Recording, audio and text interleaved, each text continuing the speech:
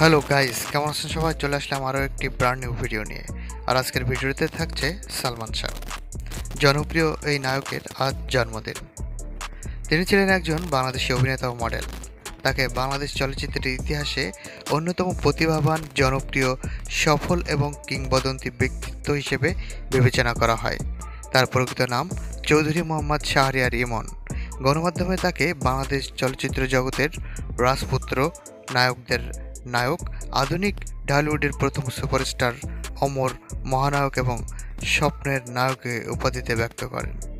Television নাটক দিয়ে তার অভিনয় জীবন শুরু হলেও ৯০ দশকে তিনি চলচ্চিত্রের অন্যতম জননন্দিত শিল্পী হয়ে ওঠেন।